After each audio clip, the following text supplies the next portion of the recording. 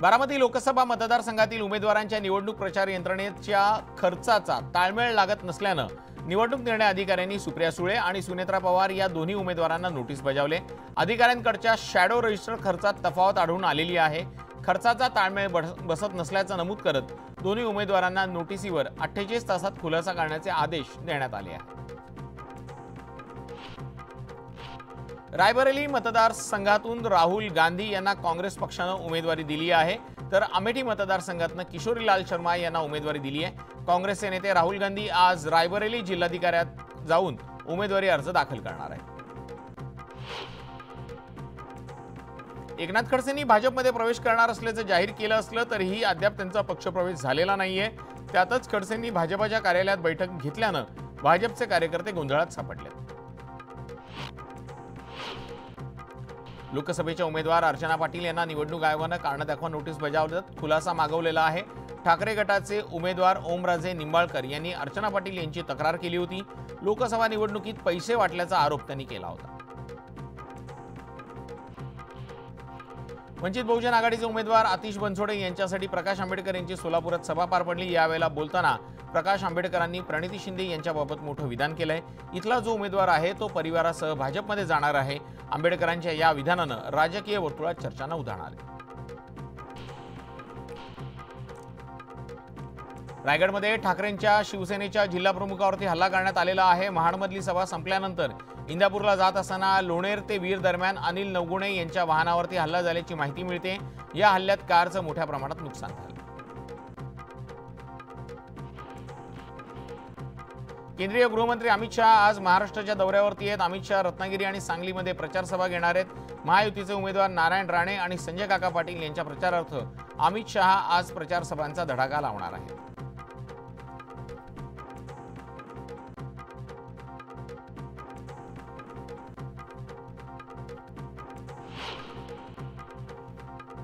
राज्यात प्रचारासाठी राहुल गांधी दुसऱ्यांदा मैदानात उतरल्यात। रवींद्र धंगेकरांसह मवियाच्या इतर उमेदवारांसाठी पुण्यात राहुल गांधींची सभा होणार आहे। पुणे, शिरूर, मावळ, बारामतीच्या मविया उमेदवारांसाठी राहुल गांधी एकत्रित सभा घेणार आहेत।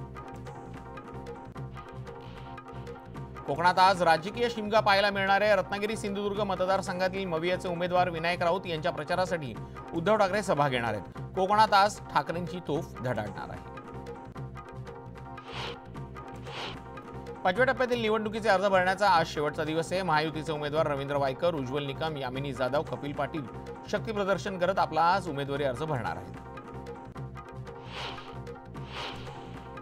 भिवंडी लोकसभा मतदारसंघातून महायुतीचे उमेदवार कपिल पाटील आज उमेदवारी अर्ज दाखल करणार आहेत। यावेळेला राज्याचे उपमुख्यमंत्री देवेंद्र फडणवीस यांची प्रमुख उपस्थिती असणार आहे, तर हजारो नागरिकांच्या आणि कार्यकर्त्यांच्या उपस्थितीत जोरदार शक्ती प्रदर्शन केले जाणार आहे। राजन विचारेंच्या प्रचारासाठी नवी मुंबईमध्ये रॅली काढण्यात आलेली होती। यावेळेला राजन विचारे यांनी महायुतीवर टीका केली। जनता सुज्ञ आहे, त्यांना माहिती आहे कोण गद्दार आणि कोण निष्ठावान, त्यामुळे जनता आम्हाला निवडून देईल असा विश्वास राजन विचारे यांनी व्यक्त केला। 20 वर्षांनंतर संजय निरुपम शिवसेनेत घरवापसी करणार आहेत। आज मुख्यमंत्री एकनाथ शिंदेंच्या उपस्थितीत पक्षप्रवेश सोहळा संपन्न होणार आहे। शरद पवार आज रावेर लोकसभा मतदारसंघाच्या दौऱ्यावर आहेत। यावेळेला मवियाचे उमेदवार श्रीराम पाटील यांच्या प्रचारासाठी ते जाहीर सभा घेणार आहेत। खडसेंच्या बालेकिल्ल्यात शरद पवारांची तोफ कुणावर धडाडणार याकडे सर्वांचं लक्ष लागलं। उद्धव ठाकरेंची आज धाराशिवमध्ये सभा होणार आहे, मात्र त्याआधी तानाजी सावंत आणि ओमराजे निंबाळकरांना कार्टूनच्या माध्यमातून डिवचलेला आहे। तेरणा कारखान्यातला भंगारचोर असा उल्लेख करत तानाजी सावंतांनी निंबाळकरांच्या बॅनरवर हल्ला केलेला आहे। प्रकाश आंबेडकर वंचितच्या उमेदवारांसाठी मैदानात उतरलेत। पाचोरा, भुसावळ आणि रावेर या 3 ठिकाणी प्रकाश आंबेडकरांच्या जाहीर सभा होणार आहेत। यावेळेला युवराज जाधव, संजय ब्राह्मणे यांच्या प्रचारासाठी ते सभा घेणार आहेत। प्रचार सभेत बोलताना पंकजा मुंडेंनी दिल्लीत नव्हे तर महाराष्ट्रात काम करण्याची इच्छा व्यक्त केलेली आहे। लोकांची काळजी घेण्यासाठी मी राज्यात असले पाहिजे, मात्र मला वर पाठवलं जाते, पण मी तिथूनही तुमची काळजी घेईल असं वक्तव्य त्यांनी केलेलं आहे।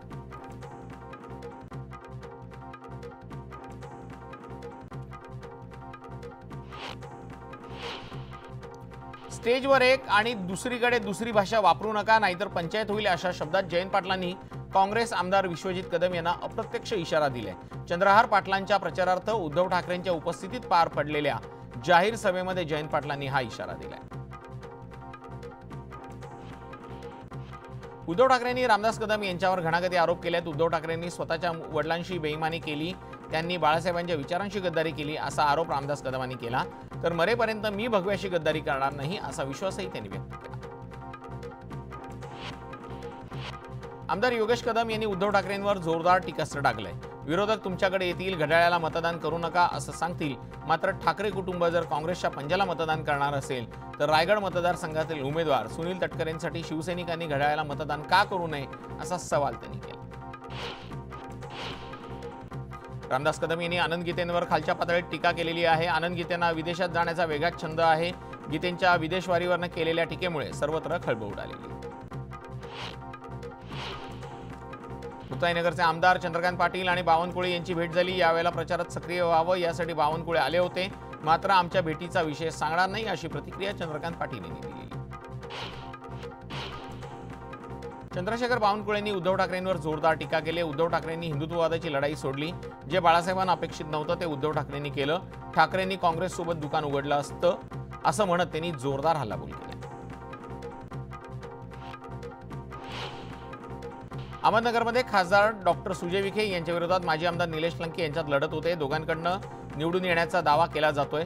प्रचार शिगेला पोहोचलेला आहे. विखेंनी कोणतीही कामं केल्या नसल्याचा आरोप लंकेंनी केलाय, तर लंकेंना लोकांचा प्रतिसाद मिळत नसल्याचा दावा विखेंनी केलाय. अहमदनगर दक्षिण लोकसभा मतदारसंघातील महाविकास आघाडीचे उमेदवार निलेश लंकेंनी सुजय विखेंवर कांद्याच्या मुद्द्यावर टीका केली होती. यावरून विखेंनी लंकेंचा समाचार घेतलेला आहे. पावणे 5 वर्षापासून सत्ताधारी आमदार असताना कांद्यांच्या प्रश्नावर तुम्ही काय केलं असा सवाल विखेंनी केला. तर लोकसभेच्या तिकिटासाठी राजीनामा देण्यापेक्षा कांद्याच्या प्रश्नावर, दुधाच्या प्रश्नावर तुम्ही जर राजीनामा दिला असता तर तुमचा सत्कार केला असता असा खोचक टोलाही सुजय विखेंनी लगावला. नागपूर महानगरपालिकेच्या सभेसाठी नवीन टाउन हॉलचं बांधकाम होणार आहे. परिसरातला जुना टाउन हॉल पाडला जातोय. जुन्या टाउन हॉलच्या ठिकाणी अत्याधुनिक, सुसज्ज आणि 228 सदस्य बसण्याची क्षमता असलेली इमारत बांधली जाणार आहे. धाराशिव शासकीय वैद्यकीय महाविद्यालयात डॉक्टर व परिचारिकांचा ढिसाळ कारभार पुन्हा एकदा समोर आलाय. बालकांना परिचारिकांनी लस टोचली आणि त्यानंतर 15 बालके थंडीत तापानं फणफणली. त्यामुळे नातेवाईकांचा चांगलाच गोंधळ उडाला. आरोग्य विभागानं तातडीनं औषध तपासणीसाठी पाठवलेली आहे. त्यानंतर दोषींवर कारवाई होणार आहे. धाराशिवमधल्या पांगरवाडी येथील गावात प्रशासनाच्या दुर्लक्षामुळे सर्वत्र सातबारे निघालेले नाहीत. गावकऱ्यांनी वारंवार सांगूनही कोणत्याही प्रकारची सुविधा न मिळाल्यानं संतप्त झालेल्या ग्रामस्थांनी निवडणुकांवर बहिष्कार टाकण्याचा निर्णय घेतला. महानगरपालिकेकडे खरेदी करण्यात आलेल्या रोबोटद्वारे आता मॅन्युअल चेंबरची सफाई केली जाणार आहे. महापालिका मुख्यालय येथे आयुक्त श्रीकांत यांच्या हस्ते हे रोबोटचं लोकार्पण करण्यात आलं. 10वी आणि 12वीच्या परीक्षेचा निकाल चालू महिन्यात म्हणजे मे महिन्यातच जाहीर होणार असून 12वीचा निकाल 3ऱ्या आठवड्यात तर 10वीचा निकाल शेवटच्या आठवड्यात जाहीर केला जाईल. निकाल जाहीर झाल्यानंतर पदवी अभ्यासक्रमांच्या प्रक्रियेला गती मिळणार आहे. प्रशिक्षित आणि महारेरा प्रमाणपत्रधारक दलालांमार्फतच स्थावर मालमत्ता क्षेत्रात घर खरेदी विक्री करणाऱ्याला व्यवहार करणं बंधनकारक करण्यात आलंय. महारेरानं या निर्देशाचं पालन न करणाऱ्या प्रवर्तक आणि प्रकल्प विरोधकांच्या विरोधात कडक कारवाई करण्याचा निर्णय घेतलाय. आदेशानुसार प्रकल्प विकासकांची महारेरा नोंदणी रद्द करण्याचा इशाराही देण्यात आलेला आहे. कोकणवासियांना आता गणेशोत्सवाची चाहूल लागली असून गणेशोत्सवाच्या कालावधीत कोकणात जाणाऱ्या रेल्वे गाड्यांचं आरक्षण शनिवारपासून सुरू होणार आहे. भारतीय रेल्वेवरील नियमित रेल्वे गाड्यांचं आरक्षण प्रवासाच्या 120 दिवस आधी सुरू होतं. त्यामुळे 1 सप्टेंबर रोजी धावणाऱ्या कोकणातल्या रेल्वेचं तिकीट 4 मे पासून काढता येणार आहे. मराठवाडा आणि विदर्भात मे महिन्यात उष्णतेच्या प्रमाणात अधिक वाढ होणार आहे. या महिन्यात जवळपास 8 दिवस उष्णतेचे राहणार असल्याची शक्यता आहे. त्यामुळे नागरिकांनी उन्हापासून स्वतःची काळजी घ्यावी असं आवाहन प्रशासनानं केलेलं आहे. मे महिन्यामध्ये देशाच्या बहुतांश भागात कमाल तापमान सरासरीपेक्षा अधिक राहणार आहे. विदर्भ मराठवाड्यात उष्णतेच्या तीव्र लाटा येण्याची शक्यता आहे. तर कोकण, मध्य महाराष्ट्रामधलं कमाल तापमान सरासरीपेक्षा अधिक राहण्याचा अंदाज हवामान विभागानं वर्तवला आहे. राज्यामध्ये पुढचे 4 दिवस हवामान कोरडं राहण्याची शक्यता आहे। 3-4 दिवसांपासून मुंबईला उष्णतेच्या लाटेचा फटका बसत होता, मात्र गुरुवारी मुंबईचं कमाल तापमान 35 अंश सेल्सिअसच्या खाली उतरलं, त्यामुळे मुंबईकरांची उकाड्यापासून काहीशी सुटका झाली होती। सोलापूर शहरात 2 दिवस उष्णतेच्या लाटेची शक्यता वर्तवण्यात आलेली आहे। सोलापुरात 6 मे पर्यंत तापमानात वाढ होणार असून सोलापुरात तापमानाचा पारा 43 अंशांवर जाणार असल्याचा अंदाज हवामान खात्यानं वर्तवला। राज्यातील विविध जिल्ह्यात आलेल्या उष्णतेच्या लाटेचा थेट परिणाम हा धरणातल्या पाणीसाठ्यावर झाला आहे। राज्यात 138 मोठ्या धरणांमध्ये फक्त 27.13% पाणीसाठा शिल्लक राहिलेला आहे। तसंच वाढणाऱ्या उष्णतेमुळे राज्याच्या विविध भागात टँकरच्या मागणीत वाढ झाली असून टँकरचा आकडा 2850च्या पार गेलाय। अमरावती जिल्ह्यातल्या मेळघाटमध्ये भीषण पाणी टंचाईचं संकट निर्माण झालंय। मेळघाटमधल्या खडीमल गावात 3 दिवसात टँकरनं पाणी पुरवठा होत आहे। टँकरचं पाणी विहिरीत सोडलं जातं, तेच गढूळ पाणी नागरिकांना प्यावं लागतं, त्यामुळे नागरिकांच्या आरोग्याचा प्रश्नही ऐरणीवर आलाय। देशातील साखर हंगाम अंतिम टप्प्यात पोहोचलेला आहे। एप्रिल अखेर देशात 315 लाख टन साखरेचं उत्पादन झालंय। गेल्या वर्षीपेक्षा साखरेचं उत्पादन काहीसं कमी जरी असलं तरी उतारात मात्र गेल्या वर्षीपेक्षा वाढ झालेली आहे। मागील काही वर्षांपासून शेतकऱ्यांनी थेट ग्राहकांपर्यंत आंबा पोहोचवण्यास सुरुवात केलेली आहे। कोकणातून थेट आंबा विक्रीसाठी मुंबईत आलेला आहे। आंबा महोत्सवाच्या माध्यमातून थेट आंबा ग्राहकांपर्यंत पोहोचवला जात असल्यानं मध्यस्थांची साखळी कमी झालेली आहे, त्यामुळे शेतकऱ्यांना चांगला भाव मिळतोय। चंद्रपुरातल्या मौजा हिरपूर या गावातल्या एका शेतात गोवंश गोळा करून एका ट्रकमध्ये कोंबून अवैधरित्या कत्तलीसाठी वाहतूक करून नेणाऱ्यांवर पोलिसांनी धाड टाकलेली आहे। यामध्ये 7 वाहनांमधून 150 जनावरांना जीवनदान मिळालं असून या कारवाईत 1,30 लाखांचा मुद्देमाल जप्त करण्यात आलेला आहे। कल्याणजवळील टिटवाळा आणि वाशिंद रेल्वे स्थानकामध्ये धावत्या लोकलमध्ये 4 तरुणांनी चाकून भुसकून एका प्रवाशाची हत्या केली। या हत्येनंतर पोलिसांनी दोघांना बेड्या ठोकल्यात, तर दोघांचा शोध सुरू आहे। बुलढाण्यातल्या नांदुरा मलकापूर रोडवर सर्रासपणे अवैधरित्या बायोडिझेलची विक्री सुरू होती। यावर पोलिसांनी छापा टाकून 8000 लिटर बायोडिझेल जप्त केलेलं आहे। त्याचसह पोलिसांनी एका ट्रकसह आरोपीलाही बेड्या ठोकल्या। महाराष्ट्रासह नागालँड, अरुणाचल प्रदेश, दिल्लीत गाड्या चोरून त्यांचे खोटे कागदपत्र तयार करून विक्री करणारी टोळी नवी मुंबई पोलिसांनी जेरबंद केलेली आहे। एकूण 9 आरोपींना ताब्यात घेतलं असून त्यांच्याकडनं तब्बल 29 ट्रक म्हणजे 5 कोटींपेक्षा जास्तचा मुद्देमाल जप्त करण्यात आलेला आहे। अर्जुनी मोरगाव तालुक्यातल्या राघोबा देवस्थानच्या पहाडीवर गेलेल्या तरुणावर अस्वलानं हल्ला केलेला आहे। या हल्ल्यात तरुण गंभीर जखमी झाला असून त्याच्यावर रुग्णालयात उपचार सुरू आहेत। वर्सोवा उड्डाणपुलावर कडेला उभ्या असलेल्या ट्रकला मागून येणाऱ्या रिक्षाची जबर धडक बसलेली आहे। या भीषण अपघातात रिक्षा चालक गंभीर जखमी झाल्याची माहिती मिळते। या रिक्षाचंही मोठं नुकसान झालं। दुबईमध्ये पुन्हा एकदा मुसळधार पाऊस झाला। पावसाची शक्यता लक्षात घेत रहिवाशांनी घरीच राहण्याच्या सूचना देण्यात आल्या होत्या। जोरदार पावसामुळे अनेक नागरिक वाहतूक कोंडीत अडकले होते। या पावसामुळे अनेक विमानांची उड्डाणं रद्द करावी लागली। 2 आठवड्यापूर्वी आलेल्या पुरामुळे दुबईतले प्रमुख महामार्ग आणि दुबई आंतरराष्ट्रीय विमानतळावरती पाणी साचलं होतं। केनियाची राजधानी नैरोबीमध्ये मुसळधार पावसामुळे रहिवासी मालमत्तेचं आणि पायाभूत सुविधांचं प्रचंड नुकसान झालंय।